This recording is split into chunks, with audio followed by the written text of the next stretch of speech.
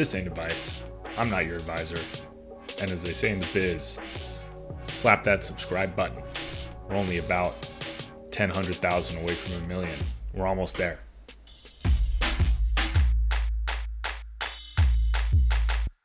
Welcome to another episode of Buck Talk. Let's check out the question. What to do with 401k after leaving employer? You recently left your employer. You have Fidelity. Okay, the 401k is at Fidelity. And they emailed you 3 times telling you could take action on your 401k. You're currently unemployed, but hopefully you'll have a new job soon.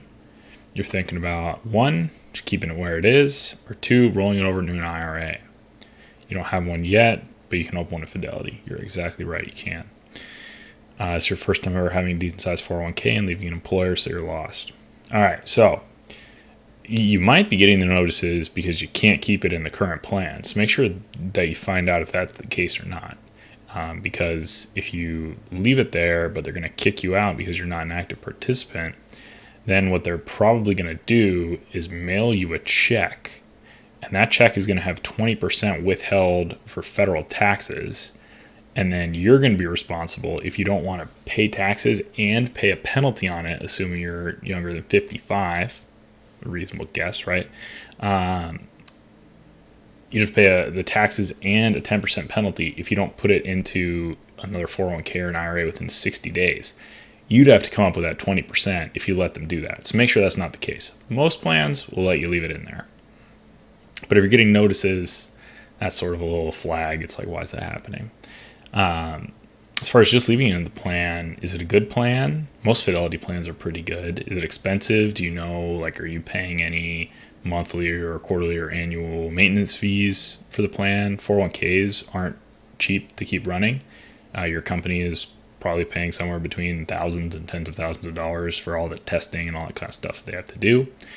But if it's good options, if it's a big company, it's probably not costing you anything extra. The company probably does it just as a benefit. IRA is great because then you can do whatever you want with it. If you don't know how to build a portfolio, maybe you do want to leave it in the 401k and just leave it how it is because you probably have it in some reasonable options. If you roll it into an IRA, it's going to come in as all cash and you're going to have to figure out how to invest it. You can put it in the same funds, assuming they're both at Fidelity. They'll surely have the same options available, but you'll have to go and manually buy those funds for yourself in the IRA. The last thing that you're going to want to think about is if it's all traditional 401k, then very easy, you just open a traditional IRA. If you made some Roth contributions into it, then you'll need to open a Roth IRA as well as a traditional IRA, and you'll split it. It'll go to 2 different places, 2 different accounts. But I don't know, if it were me, unless I really liked the 401k plan and I was sure I wasn't going to get booted and I was sure that the options were fine and leaving it alone was fine, then if I wasn't sure of that, I just roll into an IRA where I know what I'm going to get. I know what I'm paying. Fidelity's not going to charge you anything to open an IRA. I don't think they have any transaction costs anymore on almost anything. So it should be pretty easy. But either option is fine. I don't see a problem. Just make sure you know if you're actually getting the boot or not. That's the big thing to avoid.